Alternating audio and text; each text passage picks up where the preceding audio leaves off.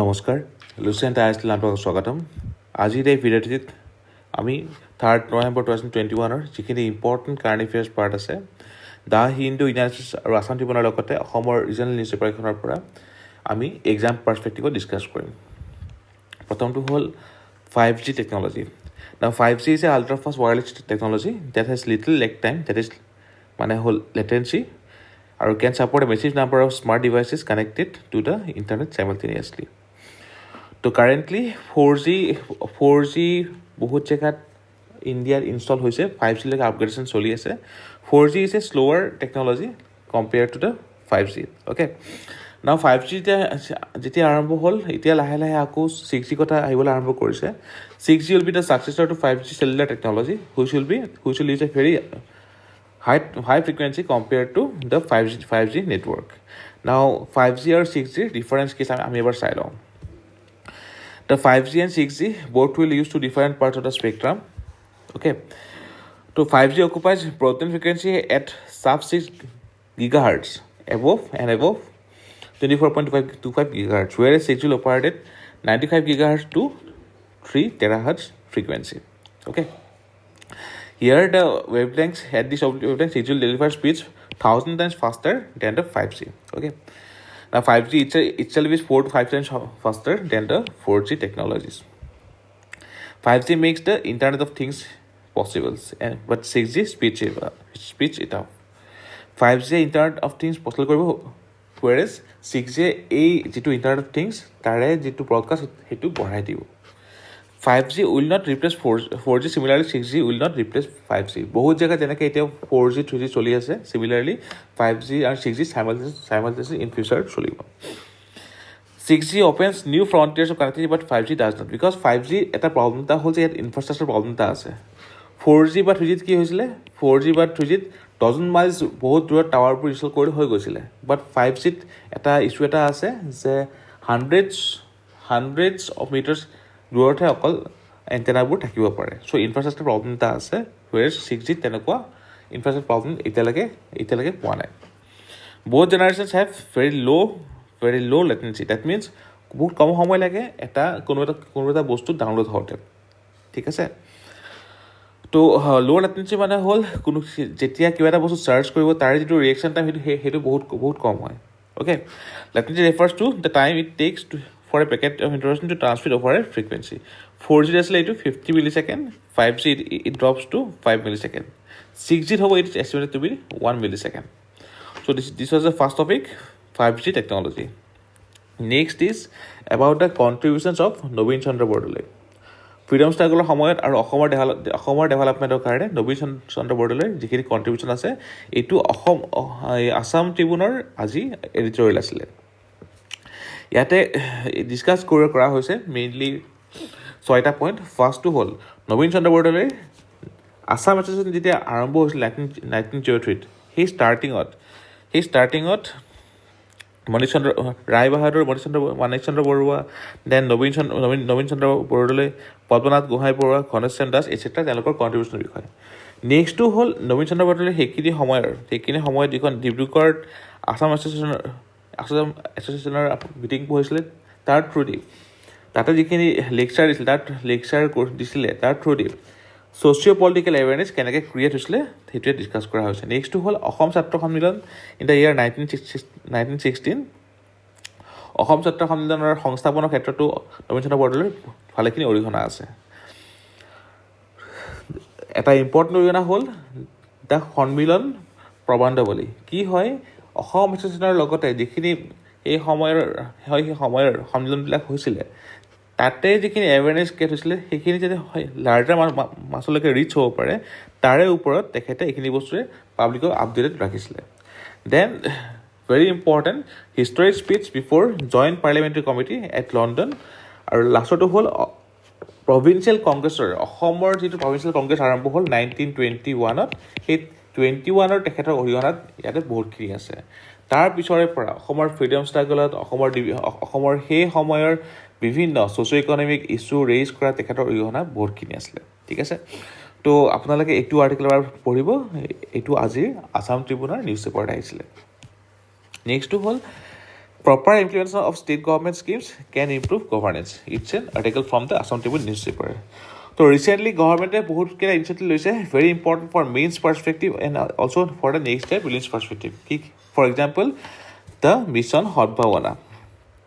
Okay, why Mission Sadbhavana? To clear the pending files by the month of May 2022.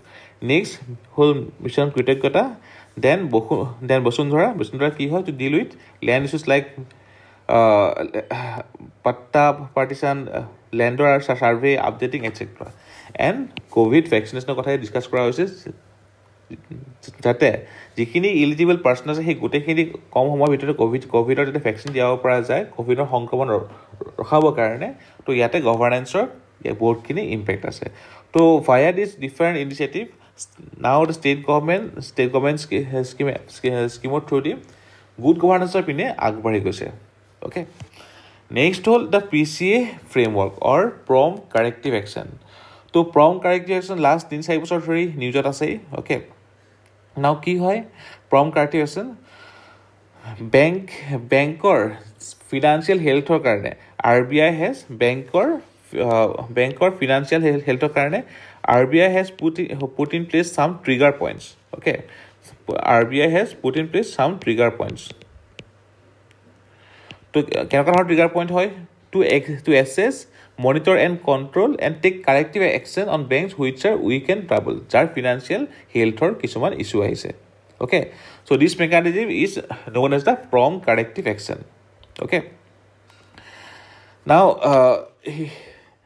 RBI introduced PCA in 2002 as a structured early intervention mechanism for banks that become undercapitalized due to poor asset quality or vulnerable due to loss of profitability.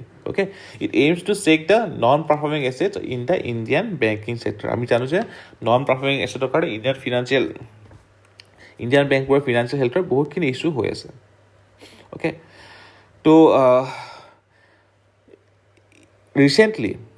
Recently prompt corrective actioner এটা revise model অনা হৈছে, যিটো 1 জানুৱাৰী 2022 পৰা আৰম্ভ হ'ব।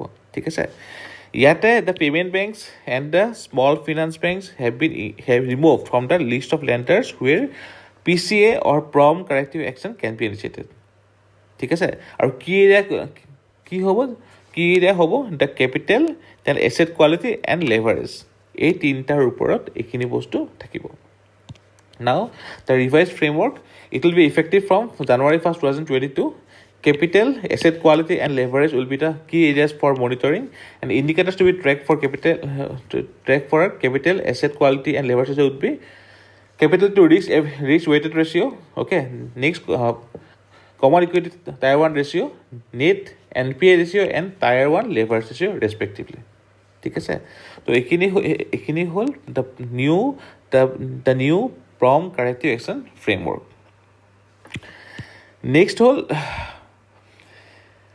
Next to hold uniform staff accountability framework for non-performing assets up to 50 crore. আমি জানো যে NPA কাৰণে বহুতখিনি ইণ্ডিয়ান বেংকিঙৰ ইছ্যু কাৰেণ্টলি চলি আছে। ঠিক আছে, সেই NPA নন পাৰফৰ্মিং এছেটৰ যিখিনি একাউণ্টেবিলিটি হয়, সেই একাউণ্টেবিলিটিৰ ওপৰত এই গাইডলাইনখিনি আছে।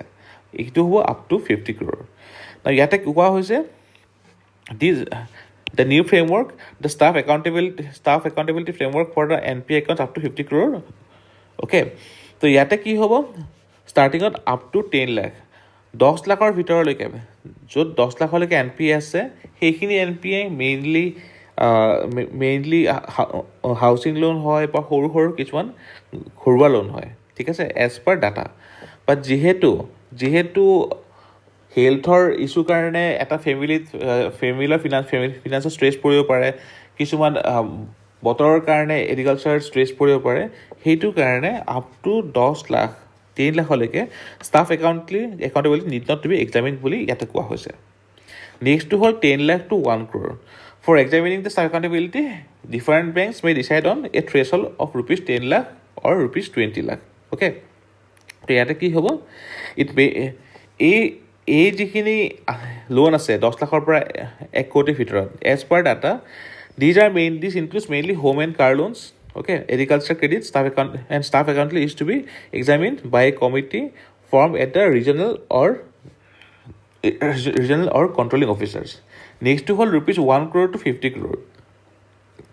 ইয়াতে কোৱা হৈছে net the NPA in this range should be undergo a preliminary examination by a committee constituted at one level higher than the sanction level. That means যদি regional level সেই NPA খিনি ক্ৰিয়েট হৈছে তেনেহ'লে জোনেল লেভেলৰ পৰা অফিচাৰবোৰে ইয়াৰে examine কৰিব ঠিক আছে আৰু 50 ক্ৰ'ৰৰ ওপৰত যিটো এক্সিষ্টিং ফ্ৰেমৱৰ্ক আছে সেইটোৱে থাকিব okay here RBI says that যিখিনি 50 ক্ৰ'ৰৰ ওপৰৰ কেছ আছে it has to be divided into vigilance and non vigilance categories আৰু vigilance and only vigilance cases should be referred to the investigative authorities. Now it's a very important aspect for to address the NPA issue আৰু হেতু কাৰণে GST পেপাৰৰ কাৰণে এই বছৰ মেইনছৰ কাৰণে এটো বহুত ইম্পৰ্টেন্ট আৰ্টিকেল হয় ঠিক আছে নেক্সট হ'ল the forest declaration India reached fine print okay now recently Glasgow যিটো UNFCCC যিটো session চলি আছে COP26 তাতে Glasgow leaders declaration forest and land use announce কৰা হৈছে কি হয় এইটো it is a ambitious declaration initiated by UK to halt deforestation and land degradation by 2030. This has been signed by over 105 countries including UK, USA, Russia and China. But out of India, Argentina, Mexico, Saudi Arabia and South Africa are the only countries যোনে এইটো sign কৰা নাই কিহৰ কাৰণে sign কৰা নাই because